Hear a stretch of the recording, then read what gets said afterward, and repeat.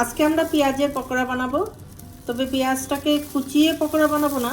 পেঁয়াজটা আস্তেই থাকবে এবং পকোড়া হবে, বেশ ফুলের মতো হবে। সেভাবেই আমি কেটে নেব। এটা দেখাচ্ছি কেটে কীভাবে কাটতে হবে। পেঁয়াজটা এবার রেডি করে নেব, কীভাবে কাটবো আমি দেখাচ্ছি। খোসা ছাড়িয়ে নিয়েছি, এবার আমি দেখাচ্ছি। মেশিনেও কাটা যায়, তবে আমি মেশিনে কাটি না। যখন এটা আমি শুরু করেছি তখন মেশিন ছিল না। ইদানিং মেশিন বেরিয়েছে ঠিকই, কিন্তু আমি মেশিনে কাটবো না, আমি হাতেই কাটবো।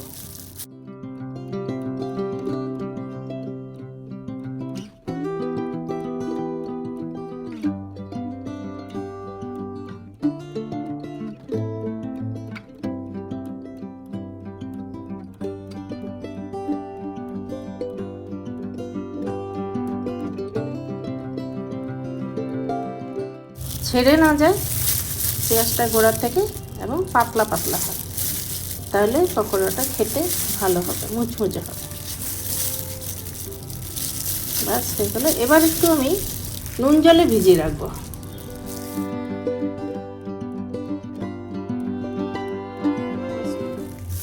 নুন জলে ভিজিয়ে রাখবো 15-20 মিনিট ভিজিয়ে রাখবো। তারপর এটাকে আমরা ব্যাটারে ডুবিয়ে একদম ডিপ ফ্রাই করব। ব্যাটারটা তৈরি করছি।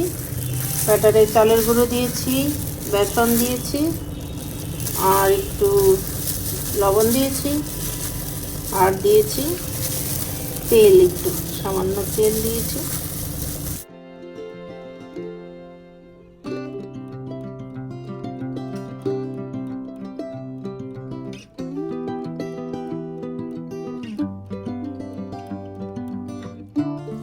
জল থেকে তুলে নিলাম পেঁয়াজটা, জলে ভিজিয়ে রাখাতে এরকম হয়েছে, নরম হয়েছে। এবার ভাজতে সুবিধা হবে। সুন্দর ফুলের মতো হয়ে গেছে একবারে, একদম দেখে মনে হচ্ছে একটা ফুল। এটাকে আমি এবার ভেজে তুলব।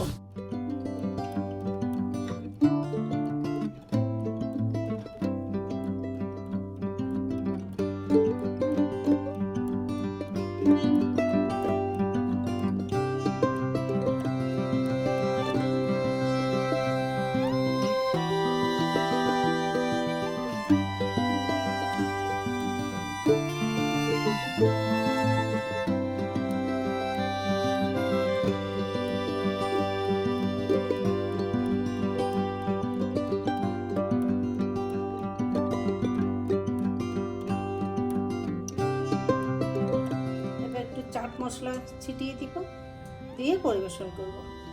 ধনে পাতার চাটনি বা পুদিনা পাতার চাটনি, যে কোনো চাটনির সঙ্গে, বা টমেটো সস।